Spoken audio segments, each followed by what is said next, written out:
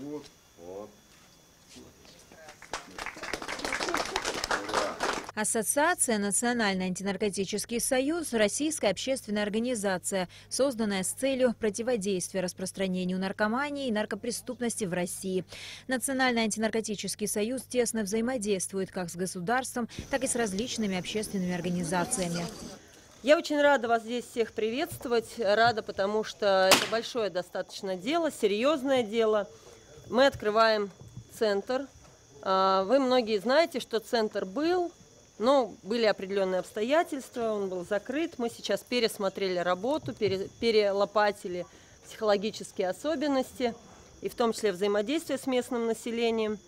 Решили, что реабилитация будет, и она должна быть в таком прекрасном месте, в таком прекрасном, замечательном, райском просто уголке, как Абхазия. По словам председателя фонда «Здоровая нация» Давида Чанаглы, деятельность местной организации была начата еще 7 лет назад. За это время десятки зависимых от наркотиков и алкоголя людей были отправлены в различные реабилитационные центры России. Теперь же, благодаря Национальному антинаркотическому союзу России, получить психосоциальную помощь можно и у нас в Абхазии. Психосоциальная программа реабилитационной помощи, значит, они здесь живут. Значит, на сколько человек рассчитано? Здесь центр рассчитан у нас максимум до 20 человек. Значит, комфортабельные условия, комнаты с кондиционерами. Это единственный реабилитационный центр открытого типа. То есть все центры закрытые, никуда их не выпускают, они не ходят. Здесь мы можем с волонтерами, с консультантами, наши ребята ходят на море, ходят в город. Мы готовы помочь всем, пусть обращаются, пусть звонят, пусть приходят. Мы отправляем в реабилитационные центра различные наших ребят.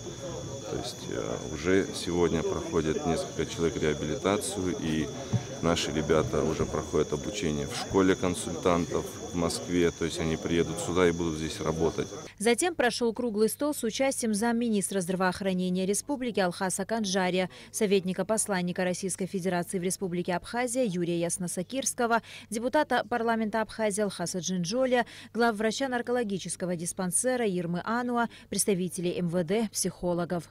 Мы весь послевоенный период, честно говоря, оставались как-то в стороне от всех мировых тенденций в борьбе с наркотиками. Все как-то самим приходилось справляться, и, соответственно, много потерь, много ошибок. Даже к открытию центра 12 шагов, даже до сих пор, хочу сказать, есть некоторые опасения среди некоторых наших граждан, так скажем. Но всегда те вещи, с которыми сталкиваешься в первый раз, вызывают некоторую опаску, интерес, любопытство. Я думаю, центр, если Бог даст, будет стабильно работать, это как-то позволит нам расширить сотрудничество. По мнению главврача наркологического диспансера Ирмы Ануа, открытие реабилитационного центра в Абхазии – это один из важнейших шагов на пути к решению проблемы алкоголизма и наркомании в республике. И если в Абхазии будет российский реабилитационный центр, где реабилитацию проходят, в основном все это граждане Российской Федерации, какая же польза нам? А польза такая, что когда врач мотивирует пациента на реабилитацию, и есть наглядно показать ему, вот что это такое, чтобы он это увидел своими глазами. Или же те же родственники пришли, посмотрели, как это происходит.